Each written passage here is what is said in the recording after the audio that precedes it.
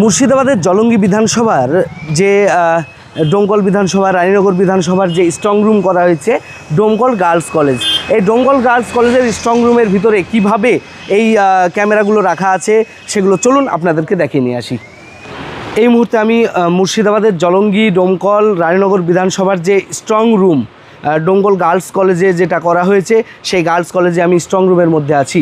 আপনারা দেখতে পাচ্ছেন এখানে ডিসপ্লেতে দেখাচ্ছে যে টোটাল এরিয়াটা যেখানে যেখানে আমাদের ব্যালট বক্স এবং ঢোকার এন্ট্রির পথগুলো আছে সেই পথের প্রত্যেকটা জায়গায় সিসিটিভি ক্যামেরা লাগানো আছে সম্পূর্ণ নিরাপত্তার মধ্যে।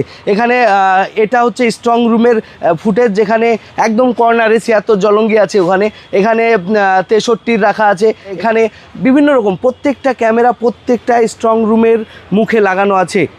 দেখলাম স্ট্রং রুম বাইরে থেকে তো ইয়েতে দেখা যাচ্ছে, স্ক্রিনে দেখা যাবে, এমনি তো ভেতরটা দেখা যাবে না। স্ক্রিনে যা দেখলাম তাতে হচ্ছে যে ঠিকই আছে, সব ঠিকঠাক আছে। আর ২ নম্বর হচ্ছে যে আমাদের এখানে সব পার্টিরই দেখছি আছে। আমাদের ৭৫-এর সিপিআইএমের লোক আছে, তৃণমূলের লোক আছে, তারপরে আমাদের ৭৬-এর আমি এসে দেখলাম আমাদের ইস্তাক এখানে পাহারা করছে।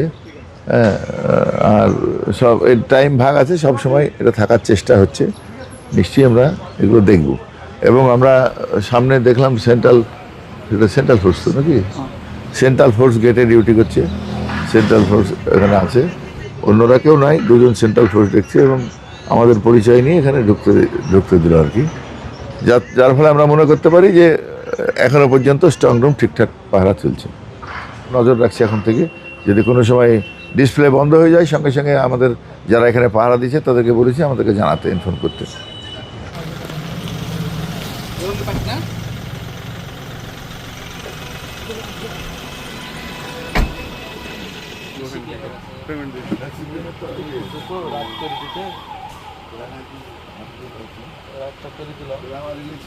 তুমি এক কথা, তোমার দিন আমি করে দেবো, আমার রায় মেলা তুমি করে দেবো, তাছাড়া সমান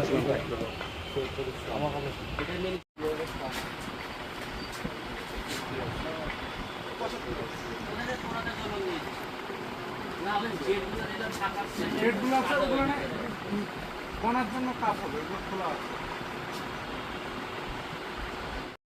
প্রচুর রিক্সের ঠান্ডা লাগানো আছে, বড় রকম ফুটেজটা কি আছে এগুলো যে বোঝা যাচ্ছে না। হ্যাঁ, কম সময় বাটলার তো এটা বলতে ভালো করে তো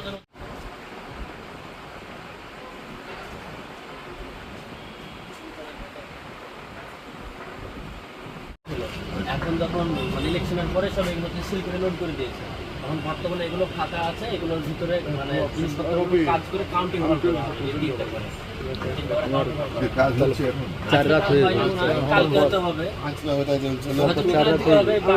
সম্পূর্ণটাই আপনারা দেখলেন, সঙ্গে থাকবেন।